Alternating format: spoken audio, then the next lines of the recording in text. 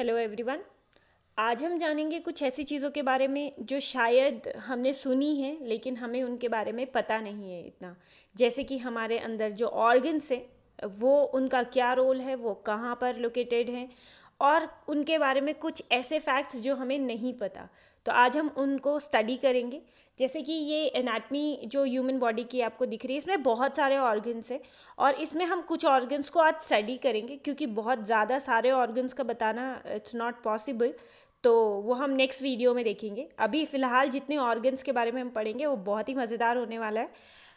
सबसे पहले हम आते हैं हमारे हार्ट पे, जिसको तो सब लोग जानते हैं कि हार्ट होता क्या है। दिल, यानी कि ये तो हर छोटे से बड़े तक को सबको पता होता है, लेकिन पता क्या होता है कि दिल का क्या फंक्शन है, यानी कि हार्ट का क्या फंक्शन है, वो नहीं है जो आप सोच रहे हैं। हार्ट का एक्चुअल फंक्शन होता है पंपिंग ऑर्गन। बहुत ही हार्ड वर्कर होता है ये हमारा हार्ट, क्योंकि पूरी लाइफ टाइम बेचारे को अपना काम करना होता है। बीट करता रहता है, ये हमेशा कंटिन्यू बीट करता रहता है। इवन अगर मैं आपको बताऊं कि अगर हार्ट को हमारी बॉडी से डिटैच कर दिया जाए, ये तो भी कॉन्टिन्यूसली क्या करता रहेगा, बीट करता रहेगा। हार्ट जो है ये हमारा पार्ट है सर्कुलेटरी सिस्टम का। सर्कुलेटरी सिस्टम जिसमें हार्ट आती हैं, ब्लड वेसल आते हैं और आपका क्या आता है, ब्लड आता है। अगर हम इस सर्कुलेटरी सिस्टम को एंड टू एंड ज्वाइन करें तो कम से कम 66,000 माइल्स के डिस्टेंस का ये बन सकता है। मतलब कि हम कह सकते हैं कि जो हमारा अर्थ का सरकमफेरेंस है उसको 2.5 टर्न से भी ज़्यादा इसको क्या कर सकता है, कवर अप कर सकता है। ओके, हमारा हार्ट जो है वो एक दिन में कितना, 1,15,000 टाइम्स बीट करता है। यानी कि इन अ मिनट अगर हम देखेंगे तो 72 टाइम्स बीट करता है। और हार्ट होता कितना है, एक फिस्ट जितना। जितना हमारी हाथ की जो मुट्ठी होती है उसको बंद करेंगे इतना ही होता है हार्ट। अगर वुमेन की बात करें तो वुमेन में हार्ट बीट जो है वो फास्टर होते हैं। वुमेन इन चाइल्ड ऑल्सो, उनमें हार्ट बीट बहुत फास्ट बीट करता है comparatively to the men. Okay, अभी आपने हार्ट में देखा होगा उसमें कैसी आवाज़ आती है, लब डब, जिसको आप धक धक धक धक की साउंड कहते हैं। ये जो साउंड होती है वो आती क्यों है, क्योंकि यहाँ पर जो है ये हैं वॉल्व, और इन वॉल्व के ओपन और क्लोज होने की वजह से आपके पास साउंड सुनाई देती है, लब डब। चलो एक इंटरेस्टिंग बात बताऊं आपको, तो ऐसा कहा जाता है कि मंडे के दिन सबसे ज़्यादा हार्ट अटैक आते हैं, और अगर ईयर में बात करी जाए तो क्रिसमस डे यानी कि 25 दिसंबर को सबसे ज़्यादा हार्ट अटैक देखे गए हैं आज तक। रीज़न हम इसका कोई साइंटिफिक रीज़न नहीं दे सकते, लेकिन ऑब्जर्वेशन यानी कि जो हमारे डेटा एनालिसिस से ये पता चला है। ओके, और हंसते रहिए आप, क्योंकि अगर आप हंसते रहेंगे तो आपका हार्ट जो है वो भी हंसता रहेगा। यानी कि laughing is the best exercise for the heart. Okay, चलो अब एक बात और बताऊं आपको मैं, हार्ट में कभी भी कैंसर नहीं होता। मतलब हो सकता है, बहुत रेयर है, लेकिन कभी आपने हार्ट का कैंसर नहीं सुना होगा, क्योंकि हार्ट में कभी भी ब्लड जो है वो ब्लॉक नहीं होता। अगर वो होगा ब्लॉक तो हमें क्या हो जाएगा, वो हम अभी आगे देखेंगे क्या होगा, हार्ट अटैक क्या होता है ये हम बाद में देखेंगे। चलिए, ये जो आपको दिखाई दे रही है, ये एक मक्खी जैसा जो दिखाई दे रहा है, ये आपका फेरी फ्लाई है। ये दिख रही है आपको, नीचे वाली नहीं, ये वाली, ये फेरी फ्लाई है। सब दुनिया में जो भी है, जितने भी लिविंग ऑर्गेनिज्म है, उनमें सबसे छोटा हार्ट जो है वो फेरी फ्लाई में है, और सबसे बड़ा हार्ट जो है वो वेल में, यानी कि जो हमारे मैमल है वेल, उसमें होती है। ठीक है, चलिए इसको तो आप पहचान रहे होंगे, ये कौन है, बहुत फेमस एक्ट्रेस। कौन थी ये, श्रीदेवी। अभी आपने सुना होगा कि इनकी जो डेथ हुई है वो कार्डियक अरेस्ट से हुई है। ओके, ये जो कार्डियक अरेस्ट है ये क्या है, और हार्ट अटैक है ये क्या है। हम लोग ज़्यादातर कंफ्यूज होते हैं हार्ट अटैक और कार्डियक अरेस्ट में, लेकिन दोनों चीज़ें अलग अलग हैं। एक्चुअली अगर हार्ट अटैक आ जाए तो फिर भी चांसेस है कि हम बच सकते हैं, लेकिन कार्डियक अरेस्ट में चांसेस नहीं होते बचने के। ऐसा क्यों, क्योंकि हार्ट अटैक एक्चुअली होता क्यों है, कोई भी अगर आर्टरी जो है, अगर कहीं पर ब्लड सप्लाई नहीं हो पाया, एक सिंगल आर्टरी में हो सकता है कहीं पर ब्लॉकेज आने की वजह से वहाँ पर ब्लड सप्लाई नहीं हो पाया, तो हार्ट अटैक आ जाता है। और लेकिन उसमें पर्सन जो है वो फिर भी कॉन्शियस रहता है और ब्रीथ करता होता है। अगर हम उसे टाइमली हॉस्पिटल लेके गए तो वो बचने के चांसेस होते हैं। लेकिन कार्डियक अरेस्ट में एक्चुअली जो इम्पल्सेस होती हैं, ये जो इलेक्ट्रिक इम्पल्सेस जो आपने टीवी में भी देखी होगी, वो बीप बीप बीप ऐसा, जो इसको हम इलेक्ट्रोकार्डियोग्राफ यानी कि ईसीजी भी बोलते हैं, वो देखा होगा, तो ये ही बंद हो जाती है, इम्पल्सेस आना ही बंद हो जाती हैं, जिसकी वजह से पर्सन जो है सडनली अनकॉन्शियस हो जाएगा और ब्रीथ नहीं करेगा। ठीक है, अब ऐसी सिचुएशन सपोज किसी के साथ हो जाए तो आपको क्या करना है? आपको 000 पे कॉल करना है और सीपीआर करना स्टार्ट करना है। सीपीआर क्या हुआ? सीपीआर जो है उसमें आपको पर्सन को एक क्या करना होता है, आपने देखा भी होगा टीवी में, पिक्चर्स में देखा होगा, वो उसको धक्का मारते होते हैं चेस्ट पे, ताकि वो थोड़ा सा क्या हो जाए, मतलब हो सकता है उसकी इम्पल्सेस जनरेट होना शुरू हो जाए, इट मे बी।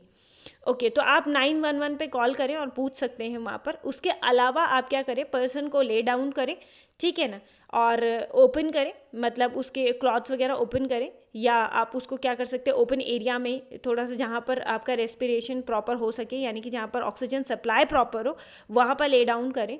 उसके बाद क्या करें, उसको पुश करना शुरू करें उसके 30 टाइम्स। 30 टाइम्स क्यों? 30 टाइम्स हमारी एक कार्डियक साइकिल कंप्लीट होती है, तो 30 टाइम उसको कंप्रेस कर सकते हैं। उसके अलावा आप उसको ब्रीथ के थ्रू, यानी कि माउथ टू माउथ ब्रीथ के थ्रू भी रेस्क्यू कर सकते हैं। ऐसा करने के बाद आप उसे, मतलब ये तो आपका इंस्टेंट जो फर्स्ट एड आप दोगे, उसके अलावा उसके बाद आप उसे हॉस्पिटल लेके जाएं। ओके, तो ऐसा आप कर सकते हैं। लेकिन बेसिकली कार्डियक अरेस्ट से बहुत कम टाइम होता है और पर्सन की क्या हो जाती है, डेथ हो जाती है। ओके, तो हार्ट अटैक और कार्डियक अरेस्ट जो है वो अलग अलग चीज़ें होती हैं। चलिए, नेक्स्ट मैं आपको बताऊंगी पेसमेकर के बारे में। ये पेसमेकर क्या होता है? इन जनरल हमारा हार्ट खुद ही इम्पल्सेस जनरेट करता है। उसके पास अपने नोड्स होते हैं, एवीएन और एसएएन, 2 नोड होते हैं। उन नोड के थ्रू वो इम्पल्सेस खुद ही जनरेट करता है। लेकिन कुछ कुछ लोगों में ऐसा प्रॉब्लम आ जाता है, आपने सुना होगा पेसमेकर वर्ड, कि जिसकी वजह से उनमें क्या होता है, इम्पल्सेस नहीं जनरेट हो रहे, हार्ट जो है वो रिदम नहीं कर पा रहा, यानी कि लब डब की साउंड स्लो हो गई है, नहीं आ पा रहा है। तो डॉक्टर्स उनको कंसल्ट करते हैं कि आप पेसमेकर डलवा दीजिए। तो ये अगर मैं आप, ये जो एक्सरे पिक आपको दिख रही है, यहाँ पर ये पेसमेकर डाला गया है। तो पेसमेकर ऐसा होता है, देखिए ये है आपका पेसमेकर। इसको हार्ट में मतलब हार्ट के अंदर नहीं डालेंगे, ये कहीं एब्डमन में या कहीं चेस्ट में इसको फिट कर देते हैं, और उसके बाद वो क्या करेगा, हार्ट के अंदर इम्पल्सेस जनरेट कराने में हेल्प करेगा। Okay, pacemaker it's not a major surgery, ऐसे कोई बड़ी सर्जरी नहीं होती, इसको ओपन हार्ट सर्जरी नहीं होगी। यहाँ पर एक सिंपल सा कट करके वो अंदर इंसर्ट कर देते हैं और उसको हार्ट से कनेक्ट कर देते हैं। ओके ओके, नेक्स्ट आते हैं हमारे कोलेस्ट्रॉल पे। जो कोलेस्ट्रॉल होता है हमारा, कोलेस्ट्रॉल आपने सुना होगा और ऐड भी देखा होगा, सफोला गोल्ड लीजिए, ये ऑयल लीजिए, इसमें कोलेस्ट्रॉल कम है। एक्चुअली कोलेस्ट्रॉल होता क्या है, ये एक टाइप का बर्निंग फैट है, या जो आपका क्या कहते हैं, जो ऑयल है, ये ऑयल ड्रॉपलेट कभी कभी हमारे किसमें, ब्लड वेसल में आ जाते हैं। ये जो आपको दिखाई दे रहा है, ये है आपकी आर्टरी या कोई भी ब्लड वेसल जो होती है। इसमें ये जो रेड कलर के हैं ये हैं आरबीसी, और ये जो आपको येलो कलर के दिखाई दे रहे हैं ये है आपका कोलेस्ट्रॉल। तो कभी कभी ये इसका जो कोलेस्ट्रॉल का लेवल है, ये हमारी जो वेसल्स हैं, यानी कि जो हमारी ये आर्टरीज हैं, इनमें बढ़ना शुरू हो जाता है। अब होगा क्या, सपोज ये बहुत ज़्यादा हो गई तो क्या होगा, तो ये होगा कि ये है आपकी अच्छी वाली वेसल जिसके अंदर कोई भी कोलेस्ट्रॉल नहीं है, लेकिन ये वो है जहाँ पर कोलेस्ट्रॉल जमना शुरू हो गया। जैसे आपका जो पाइप है इंटरनल ऐसे ही ओपन होता है ना, उसके अंदर स्पेस होता है, इसको हम ल्यूमन बोलते हैं। अब क्या होगा कि इसके अंदर धीरे धीरे ये ऑयल की लेयर डिपॉजिट होना शुरू हो गई, ये हुई डिपॉजिट। अब क्या था, जो ब्लड यहाँ से आ रहा था वो उसका वहाँ पर क्या जनरेट होने लग गया, प्रेशर। अगर आप कोई पाइप है आपके पास, उससे पानी आ रहा है, तो अगर आप उसका माउथ जो है उसको क्या करोगे, प्रेस कर दोगे, तो प्रेशर जनरेट होता है ना। तो ऐसे ही यहाँ पर भी प्रेशर जनरेट होता है, जिसकी वजह से हार्ट अटैक आने के चांसेस ज़्यादा होते हैं, क्योंकि ब्लॉकेज हो गई। और अभी मैंने आपको बताया कि अगर ब्लॉकेज हो गई हमारी आर्टरी में तो क्या आ जाएगा, हार्ट अटैक। ओके, तो ये है हमारा नॉर्मली। एंड नेक्स्ट आते हैं आपके ब्लड प्रेशर पे। होप सो आपको समझ में आ गया कोलेस्ट्रॉल आपको करना क्या है। कोलेस्ट्रॉल के लिए हमारे पास दो टाइप के कोलेस्ट्रॉल होते हैं, एक एलडीएल और एक एचडीएल। एक लो डेंसिटी लिपोप्रोटीन होती है तो उसको बैड कोलेस्ट्रॉल कहा जाता है, और एक एचडीएल जो होता है वो हाई डेंसिटी लिपोप्रोटीन होते हैं, वो गुड कोलेस्ट्रॉल होते हैं। तो हमें गुड कोलेस्ट्रॉल को बढ़ाना है, ना कि बैड को, यानी कि अच्छा वाला ऑयल यूज़ करेंगे और बहुत ही कम मतलब लिमिटेड अमाउंट में हम फैटी सब्सटेंसेस को लेंगे। ओके, नेक्स्ट आता है ब्लड प्रेशर पे। ब्लड प्रेशर जो है आपने सुना होगा बीपी एक नॉर्मल टर्म में आप यूज़ करते हैं, तो that is the blood pressure. तो यानी कि ब्लड जो प्रेशर अप्लाई कर रहा है आर्टरीज पे। देखो जैसे ये आर्टरी है, यहाँ पर क्या हो रहा है, आपका ब्लड फ्लो हो रहा है, तो ये जो ब्लड है ये आर्टरीज की वॉल पे बहुत ज़्यादा प्रेशर अप्लाई करता है, ठीक है ना। तो उसी को ही हम ब्लड प्रेशर बोलते हैं। अब हमारी बॉडी का जो ब्लड प्रेशर है, हमारे ब्लड का जो प्रेशर है, उसको मेज़र करने के लिए हम आपने ऐसा कुछ देखा होगा, डॉक्टर्स क्या करते हैं, ये वाला जो पार्ट है हमारे हाथ में बांध देते हैं और इसको प्रेस करके वो मेज़र करते रहते हैं इस मर्क्यूरी लेवल के हिसाब से कि हमारा ब्लड प्रेशर कितना है।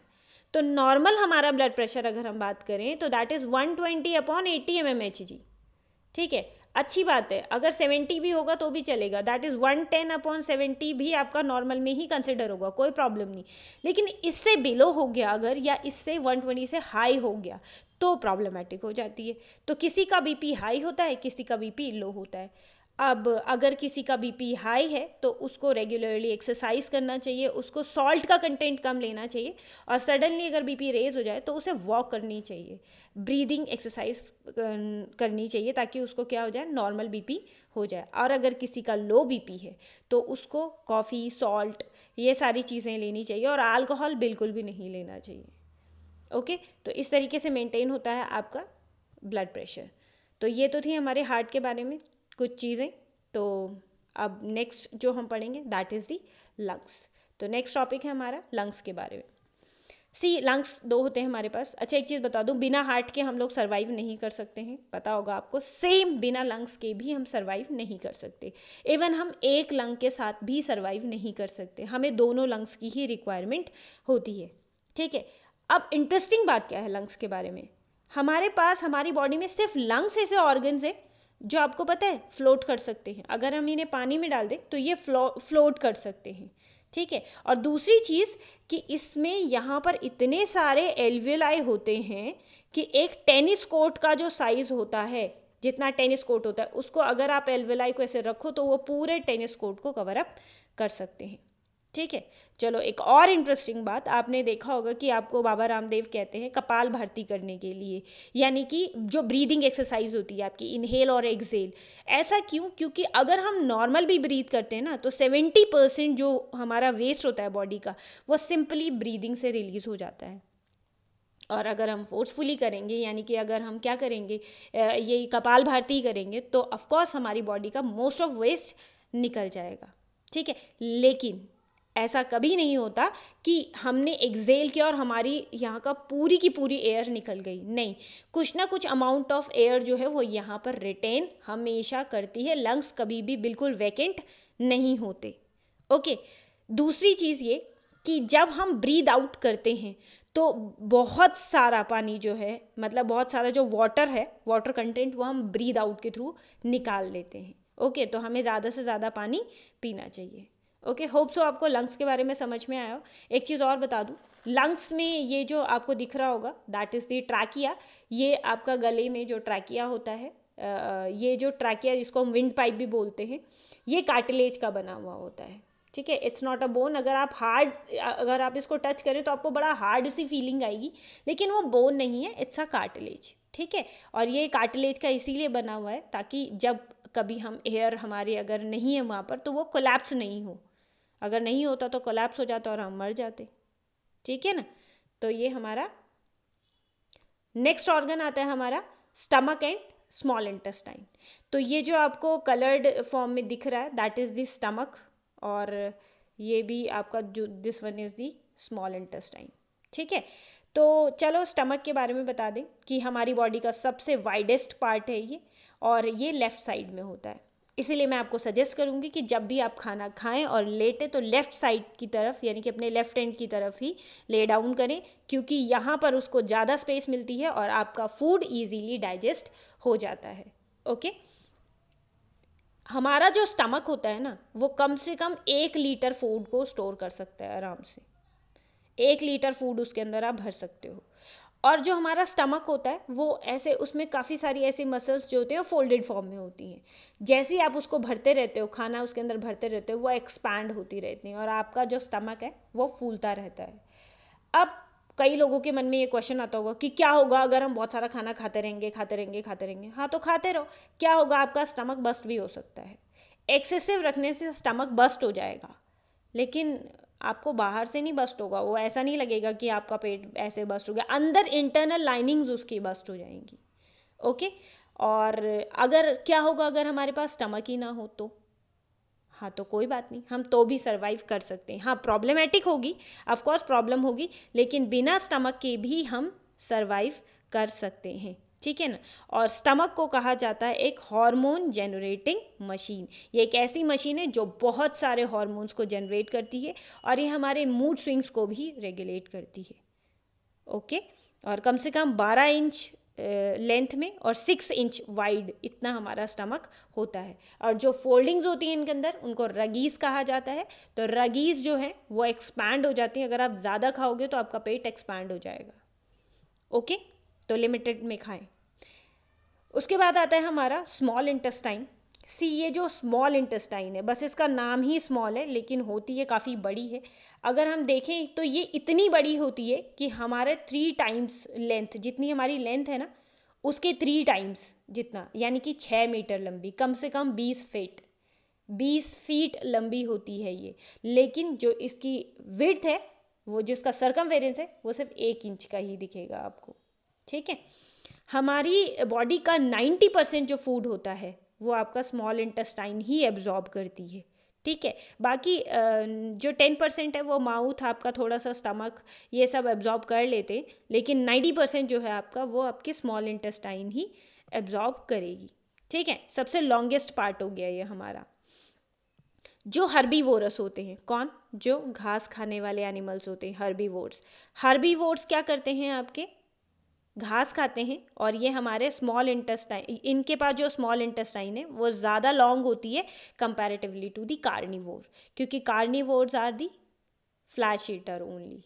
तो हर्बीवोर यानी कि जो ग्रास होती है उसमें सेल्यूलोज होता है, और सेल्यूलोज को डाइजेस्ट करने में काफ़ी टाइम लगता है, तो इसलिए उनकी इंटेस्टाइन हमसे थोड़ा लंबी होती है ताकि वो इजीली डाइजेस्ट कर सके।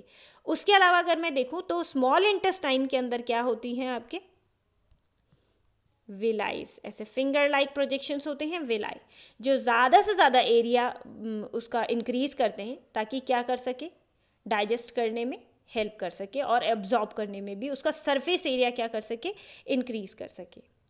अब फिर वही क्वेश्चन, क्या होगा अगर स्मॉल इंटेस्टाइन खराब हो गई, तो क्या हम मतलब अलाइव रहेंगे या नहीं रहेंगे, क्या होगा। तो होगा ये कि अगर हमारे पास स्टमक नहीं हो तो चलेगा, लेकिन अगर स्मॉल इंटेस्टाइन नहीं होगी तो हम मर जाएंगे, ठीक है ना।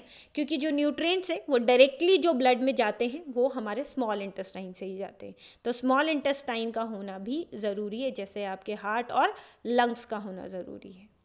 ओके, अब आते हैं आपके लार्ज इंटेस्टाइन पे। तो ये इंटेस्टाइन आपको दिख रही होगी, ये लार्ज इंटेस्टाइन, ये भी काफ़ी बड़ी होती है, अप्रॉक्स 5 फीट इतनी तो होती है हमारी लार्ज इंटेस्टाइन, ठीक है ना, कम से कम 1.5 मीटर लगभग, ठीक है।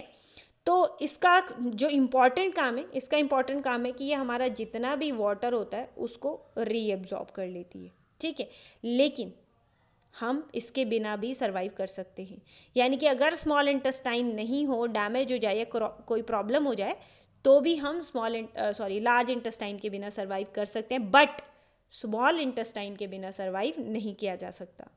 ओके, जो हमारी ये लार्ज इंटेस्टाइन है ना, इसमें एपिथेलियल सेल्स होती हैं, और एपिथेलियल सेल्स की वजह से ये अपने आप को रीजनरेट इजीली कर लेता है। 5 से 7 दिनों के अंदर ये अपने आप को रीजनरेट भी कर लेता है। मतलब आप इतनी डेंजरस चीज़ें खाते हो, जंक फूड खाते हो, तो बेचारे कहीं ना कहीं हमारे लार्ज इंटेस्टाइन को बड़ा इफेक्ट होने लग जाता है, यानी कि उसका कहीं ना कहीं डैमेज होना शुरू हो जाता है।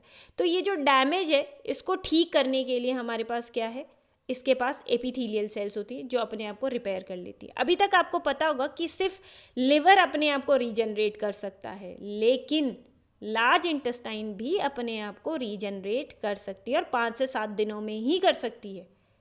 Okay okay. तो नेक्स्ट आते हैं किडनी पे। कई लोगों को तो लोकेशन ही नहीं पता होता कि किडनी का लोकेशन कहाँ होता है। तो एक्चुअली किडनीज हमारे बैक में होती हैं, they are not in our front, वो हमारे बैक में होती है, बैक साइड में, ठीक है ना। तो किडनीज अगर आपको दिख रही होंगी तो ये 2 किडनी हैं, ये बीन शेप की होती हैं। और इम्पॉर्टेंट बात ये है कि हम बिना मतलब दोनों किडनी के, यानी कि एक किडनी से भी हम सर्वाइव कर सकते हैं, ठीक है ना। और अगर दोनों किडनी ख़राब हो गई तो हम डायलिसिस भी कर सकते हैं और हम किडनी ट्रांसप्लांट भी कर सकते हैं। ओके। तो जो ये हमारा जो किडनी होता है, अगर हम बात करें तो किडनी क्या होता है हमारा, इसकी बारे में जो डिस्कवरी थी वो जो इजिप्टियन थे हमारे 3500 पहले, 3500 ईयर्स पहले जो इजिप्टियन थे उन्होंने किडनी के बारे में डिस्कवरी कर ली थी, ठीक है ना। इतने सालों पहले उन्होंने बता दिया था